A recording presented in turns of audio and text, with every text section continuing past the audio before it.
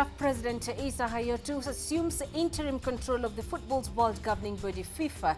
He promises to focus on reforms to ensure public trust is restored, but we'll have the analysis on this development. Hello and welcome to Matchpoint here on CCTV Africa, the program that brings you African sports news, features, action and highlights from the continent and beyond. I'm Penina Karibe. Also coming up, South Sudan stars join hands to develop the game of basketball in the country. And jumping out of troubles, children from the Alexandra township in South Africa use trampoline to escape from harsh lives. Two-time champion South Africa became the first team to qualify for the Rugby World Cup semi-finals after a tense 23-19 win over Wales at Twickenham. A packed crowd was on hand to watch the first quarter-final, Wales looking for a consecutive last four berth, while the Springboks sought a return to the semis after missing out in 2011. And the action on the pitch did not disappoint, with both teams looking evenly matched. Wales had the only try of the first half as they took a slender one-point lead into the break.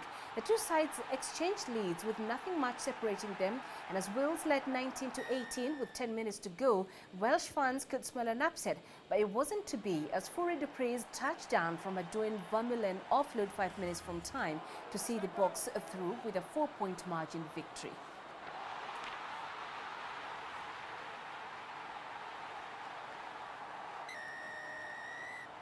We're now joined by CS Duplessis in Johannesburg for more on this. CS, South Africa now seems to have gotten over that shock loss against Japan.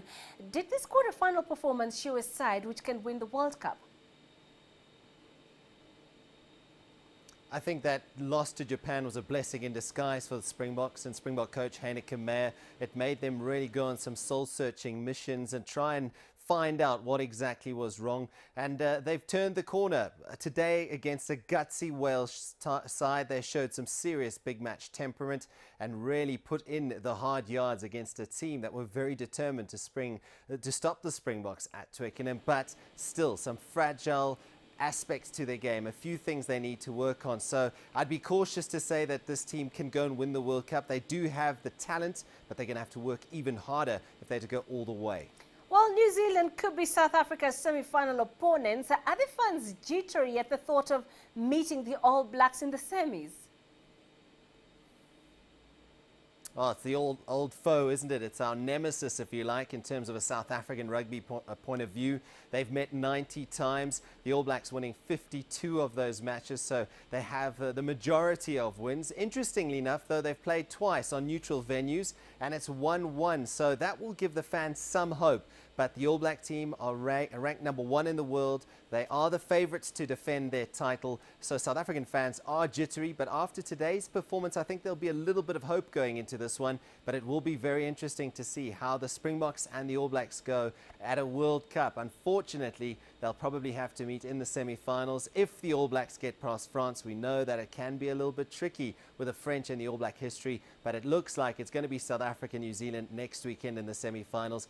Fans, I wouldn't say confident, but they'll believe that their side can go on and beat their enemy, if they can put it that way. All right, yes, Duplessis, live for us there in Johannesburg. Many thanks. Now, defending champions New Zealand play France later tonight in a repeat of the 2011 final for a chance to reach the semi-final. On Sunday, there will be two quarter-finals with former champions Australia playing Scotland at Twickenham. Australia's passage through the group stage has propelled them from outsiders to trophy contenders, but the Australians go into the quarter-final with injuries to two key players. Coach Michael Cheika, however, refuses to panic, saying his team has enough depth. The first quarter-final will feature Ireland against Argentina at the Millennium Stadium in Cardiff, with thousands of Ireland fans heading to Cardiff for the match. Ireland have reached the quarter-finals on 5 previous occasions, but lost each time, and the current squad will be hoping they do not disappoint their fans. Argentina, on the other hand, have been to the semi-finals once in 2007 when they finished third. On Thursday, Confederation of African Football President Issa Hayatou arrived in Zurich to begin his acting role as FIFA president. The 69-year-old is at the helm for 90 days as Sepp Blatter serves out a suspension over corruption allegations. For the first time in its 111-year existence, World Football Governing Body FIFA is being run by an African, albeit in an interim capacity. African football president Issa Hayatou is the man in charge for at least 3 months. As a senior FIFA vice president, the 69-year-old assumes office as incumbent Sepp Blatter serves a 90-day suspension pending corruption investigations. On the one hand, I'm proud of this new mission, and on the other, I feel the weight of responsibility it carries with it. Hayatou once longed to sit in FIFA's highest post. In 2002, he ran an unsuccessful campaign to unseat Sepp Blatter, and now he finds himself on the job at a time when FIFA is in crisis.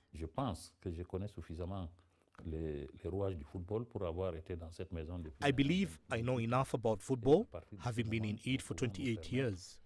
Now we can advance together with all personnel here, because it is not just the president's domain. There are commissions and collaborators. I need to work with everyone so we achieve the necessary objectives for FIFA. A former middle-distance runner, Hayatou has been in charge of African football since 1988 and a FIFA vice president since 1992, after joining the executive committee in 1990. He is also a member of the International Olympic Committee. Hayatou's management style has earned him both praise and criticism, and he too didn't escape mention in the 2022 World Cup bid corruption scandal. As far as I go, I am calm. With all those things happening now, you think that if those investigators had the least bit of suspicion about my management, they would have left me alone. They didn't leave Blatter, they didn't leave Platini, they didn't leave Jerome Volk, they didn't leave Chong. It is me they left because there is nothing. But what continues always is that they want to disgrace me. In my opinion, it is not fair on their part. During CAF's executive committee meeting later this month, Hayatou is expected to request leave from the African body to continue his FIFA duties, with the two CAF vice presidents expected to take over the running of African football in the interim. So, can his short period in charge entice him to vie for FIFA's top seat? Well, Hayatou maintains that he isn't in the running for the position, but that he will play his role in helping reform the body, which he says needs to restore public trust. Celestine Carone, CCTV. And for more on the intrigues of the World Football scandal hit governing body FIFA, we're joined by Kayode Tijani, a sports analyst in Nigeria. Kayode, acting president Issa Hayatou says he does not intend to replace Blatter permanently. What happened to his previous ambitions? Well, I mean, when it comes to Hayatou, you never can tell. Like you said, he's been there for so long, and he's now acting president of FIFA. A lot of people are speculating that, you know, maybe he might want to go for the presidency. I doubt whether he should do that, because don't forget that apart from Platini, apart from everybody that has been indicted in all this, Hayatou too has a lot of past. I mean, quickly, let me just tell you just two. For instance, in 1995, he was indicted. I mean, the news came, panorama and everything like they did at the World Cup 2022 episode. They indicted him that he collected 100,000 French francs for, you know, God knows what. But he denied, and he now said it was an African team because Africa was celebrating 40th year anniversary, and it was not personal money. And the executive backed him up. The investigation is still on there. When it comes to the IOC was tried because he's the vice president there in IOC, and they are now like, you know what, you have a lot of cases to answer, so there's so much pending. The most annoying thing in Africa is that up till now, with our 54 votes, you cannot say this is a candidate Africa is going to put in there. I mean, there's Tokyo in South Africa, the last man. There's Segun Ogbami in Nigeria. There's a Liberian who was told to step down that the CAF is not interested. So the deadline day looms. So who are they going to put in there? It cannot be Hayatou, as far as a lot of people are concerned, because for Hayatou, he's been on dialysis, kidney problem, since 2004 African Cup of Nations. I was there. So you wonder why he wouldn't want to go when the ovation is loudest. It's not really loudest because of all the panorama documentaries, all the indictments, nothing proven yet. I mean, it's not been really charged like. So Kayode, if I may just jump in though, with him at the helm right now, does Africa stand to gain from his presidency, or is it just going to be the same? Well, it depends. Everything is confusing now. CAF, the executive of CAF, the 13 strongmen in Africa are going to meet a day after the deadline that has to do with the FIFA submission of form. So what are they going to talk about? Because up till now, like I told you earlier, there's no single candidate from Africa. In Nigeria, for instance, a former player, Segun Patrick, is coming out. He doesn't have a letter, a say-so from the Nigeria Football Federation yet. There's Oju Zokalu, who was a governor in Nigeria. There's Tokyo in South Africa, like I told you. So who is your candidate, Africa? We don't know. And you have 54 votes. Issa Hayatou will never forget when it comes to FIFA elections, because it was the worst moment in his life. 2002, he went head-to-head against Sepp Blatter. He lost. He lost terribly. So, but then the course is clear for him now if he wants to. But like I said, why would he want to at that age, with all his medical condition, with people really waiting and saying, if you want to be FIFA president, all the allegations are ISL scandal, the 2020, the Qatar scandals, everything is in there. Right. So why would you want to take those risks? Why don't you just go and rest? That's the attitude here, really. All right. Kayode Tijiani, live for us there in Lagos. Many thanks for joining us. Let's take a break. Coming up.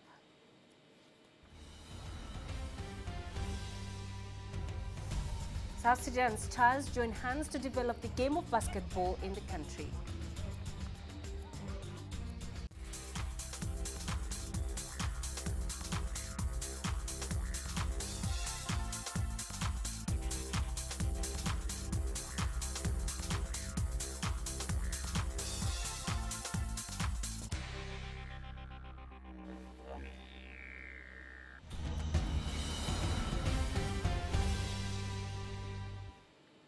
Contrary to widespread report, the president of Nigeria's Football Federation says Super Eagles goalkeeper Vincent Enyama has not left the national team. Amaju Pinnick says the feud between Enyama and coach Sunday Olise has been resolved and that the player has not notified the NFF that he would no longer be playing for the team. In an interview with our correspondent Deji Badmas, NFF President Pinnick began by explaining the clash between coach and player. We did not look at the case from the point of view of either disloyalty or insubordination, but because there are specific conducts that are expected of players. We also expect Olise to know how to manage, the ego of a player. So we didn't like a situation whereby before we knew what was going on, before I even tried to settle it in-house, it was on Twitter already, it was in all social media. The players will not do that in their clubs because they'll get fired immediately, So we don't want to go into who is a victor or vanquished. We believe Nigeria is the winner. Now, why has the NFF chosen to organize a testimonial for Vincent? We didn't say we're going to organize. We said whenever he wants to leave. I'm telling you emphatically. Are you saying Vincent hasn't left the team? He has not notified us officially. If he gives us a notice officially that he wants to leave, then we'll put up a befitting testimonial befitting of his status for him. And I don't want to believe he wants to leave. Maybe he did that out of annoyance or anything. But I believe nerves have been calmed. Things has returned to normal. So let's see how it plays out. But one thing we don't want to do is to underestimate the coach. We want to respect his contract. And part of his contract is to also appoint a captain for the Super Eagles. Let's look at the results so far. It's been mixed. I mean, some wins and some losses. Would you say you are happy with the direction that the national team is going? It's building a nucleus, it's building a league team. If you watch the game against Cameroon, you see a semblance of a team playing pattern coming back to Nigeria. Where they play as a team, not individual skills. Where they pass the ball, you could see the build-up from the defense to the midfield to attack. And that's what we're talking about. So we are very excited about that. And we'll give him all the support. Now, let's talk about our domestic league, the local league. What exactly is the NFF doing to improve the standard of the league in this country? When we came in, the first thing we did, basically, was to send referees to England for training. Because we noticed our referees were kind of inept when it comes to the modern technique in football. And that they were also naive in terms of, what is it in football today. So we had to send them out to get money. And they had first-hand training, first-class training in England. And when they came back, I mean, look at it, has paid, you know, for the first time, you see that Nigerian league has improved tremendously. We also send coaches out on training. We also acquire the software, the match analysis software. I mean, what we are trying to do is to create a structure for sustainable football culture in this country. We want to win, we want to qualify, but our main target is to create that. And how do you do that? You put structures in place, the youth development. Now we have almost concluded what we want to do with the league. Now, let me quickly ask you about what is going on in FIFA right now, the corruption scandal and all of that. I mean, the president getting suspended, Michel Platini getting suspended. What's your take on all of this? I knew investigations were going on. I knew a lot of things were happening, but to say that I know this magnitude, I was shocked. But I believe whatever is happening is geared towards enhancing the fortune of the game, because business as it is today, football is massive, massive business, which means there's a lot of money involved in it. And when there's money involved in it, so you have to be very, very careful with how you deal with the people running football. World Athletics Governing Body President Sebastian Coe has asked for the creation of an integrity unit in order to be more independent regarding anti-doping operations. The two-time Olympic champion was elected in August to head the IAAF, which has been accused of going soft in doping after thousands of blood test data results were leaked to the media. I do want a system that is more independent, that relieves the member federations from some of the pressures, some of the resource implications, some of the challenges of a legalistic nature, that will actually mean broadening the testing pool internationally and reducing your international commitments, but allowing you to focus on what you do extremely well, which is national testing programs and educational programs. It will mean swifter management around our results. It will mean a swifter, I hope, period between testing and sanctioning. The late Manute Bol and Luol Deng are the two most famous names in South Sudan sports. Manute was the country's pioneer in world basketball when he became the first South Sudanese to play in the NBA. Luol Deng is the current star playing for the Miami Heat. But even as Deng continues to inspire many from his homeland to take up the sport professionally, back home, the sport is trying to overcome the challenges it's facing. Celestine Karone reports. On this outdoor basketball court at the Juba University, Gloria Susan stands out among this group of players. She is the only woman in practice, not just today, but often, Gloria says. It is my strength and my willingness, because I'm the only one actually who offer herself to be playing with boys. I started in Lake State. I like playing with boys because I want to achieve my goals. Gloria dreams of taking her game beyond South Sudan and African borders, but the third-year economics student is aware of the hurdles in her path. Girls' sport in South Sudan is kind of a bit behind because we are not motivated. There are some people who have interest to play, but South Sudan is not willing that way to bring us up. Our culture is still dictating the girls' right, but the federation, the national federation, is trying their best to bring the girls. Basketball is the second most popular game here after football. Its popularity boosted by deceased legend Manute Bol and current Miami Heat forward Luol Deng. The game, like many others in this young country, is trying to find its footing. The only problem we have in South Sudan currently is the issue of playing ground, basketball court. So many players wanted to play, but just simply they cannot play because of court. Financing is very difficult. It's just, players contribute. They are contributing from their pockets. After independence, many who played the game abroad moved back home. This is where the complication lies, because there are guys that play at a different level of basketball. Now, for you to come and put them together in a team is very difficult. And this is sometimes you can find only West players are playing together because they understand themselves. Even though we try so hard to prevent that, we just pick the team randomly, regardless of where your background is. At the Juba Basketball Stadium, an older group of players are on court. James Tipo, captain of the All-Stars team, once played with the late ball for Sudan before independence. And the All-Stars are helping the young stars to come up in almost 3 ways: in coaching or facilitation. Also, we are helping them in the way we are playing, because when we started playing those years, we follow those who were in front of us. The style they do, the way they run it, the way they shoot, the same thing that we are helping the youngsters now. These old guards may not challenge for the ball with the vigor of days past, but they are keen for the game to move forward, and in 2 years see South Sudan challenging for continental titles. Those involved in basketball here say the setting up of structures to build the sport is taking longer than they would like.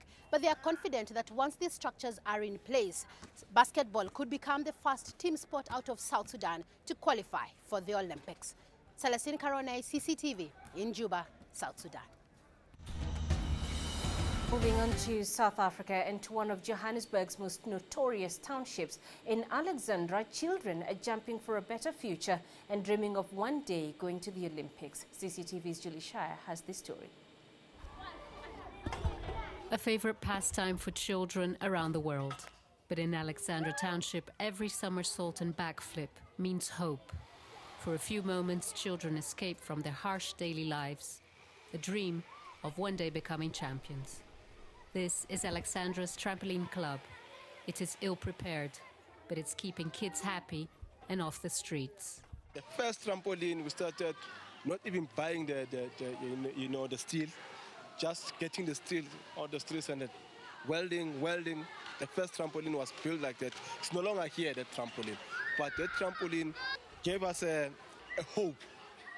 So you don't make a profit with this. So to get it out of your pocket and not working, it's so hard. It's so hard because it took us 10 years to have these 5 trampolines here. So yeah, but at least they're here now. Despite no funding and all the challenges, Coach Hudson is producing champions. 6 gymnasts from here have already represented South Africa internationally. Now Coach Hudson dreams of one of them making it to the Olympics. I want to go to the Olympics one day. That's a drive. I don't know who's going to take us to the Olympics out of all these gymnasts. I don't know.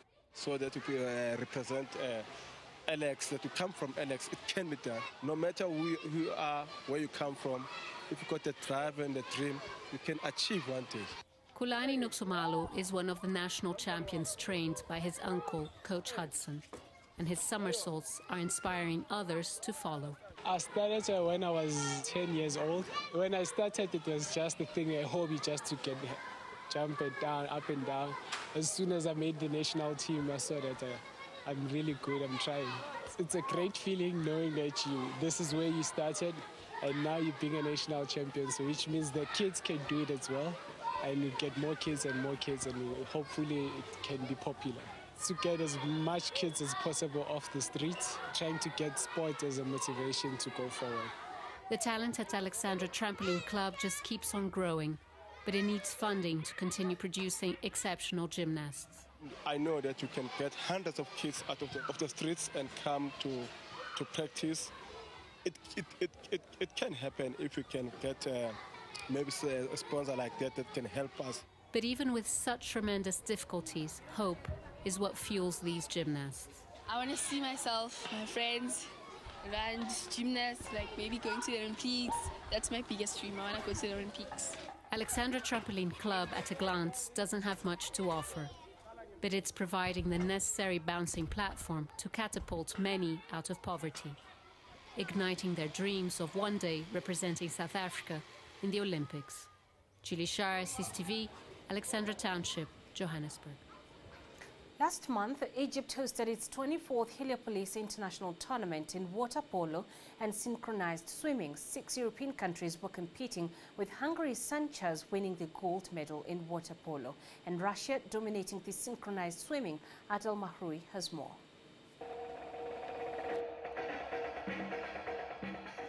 It was not a big tournament, but for Egypt, a heated competition. 3 countries joined the synchronized swimming challenge: Egypt, Greece and Russia.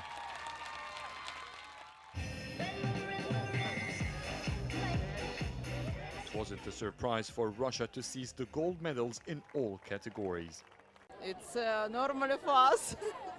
Yes. Russia is better in synchronized swimming. It's very easy competition. It's not big competition, only 3 teams, and for us it's relax. Russia wasn't in the competition just for the challenge. It was rather a touristic trip for the team. Our team visits the first time Egypt. We go to the pyramids in the Giza, and we saw your cathedral and so on. And of course we know about your culture, and of course it's amazing for us. Your weather is fine, the sun, of course, but in St. Petersburg, where we're from, it's rainy and it's cold. Water polo was much more challenging for the 5 teams in the tournament. Until the last game, Egypt's Heliopolis was fighting for second place. Their defeat from Germans OSC Potsdam has earned them their bronze medal. It was very, very good. Usually we got the first team in Serbia, when you know that Serbia, one of the best teams in the world. They got the World Cup for 3 times. And from Hungary, we got 2 teams, and from Germany, 1 team. So, well, it's a bit good mix so that we can get a lot of experience from these matches, you know. For the European teams, it's a good training opportunity to meet each other. The winning team was Hungary's Sanchez, and Serbia's Partizan came in second place. Heliopolis is not a bad team. Okay, they are not in Europe, but I can tell that they are a really good team. And there was Partizan Belgrade. Everybody knows that it's a very, very good team, and we are very happy that we could win this. Heliopolis has won 8 of the 24 versions of this competition. This year was one of the toughest tournaments for them. They ended up 3rd. To them, the games serve a greater purpose than just winning. The competition had some of the strongest European teams, so the results were not a surprise for them to win the gold and the silver medals. But for Heliopolis, it was a great opportunity that they had the chance to compete up until the last match, and a unique preparation for the national season. Adel Mahroui, CCTV, Cairo. And that's it for this edition of Matchpoint. Do send your feedback to matchpoint@cctv.com. You can visit our Facebook page, CCTV Africa. You can also stay in touch on Twitter using the handle @CCTV News Africa. I'm Penina Karibe. Thanks for watching. We leave you with images of the move of the week.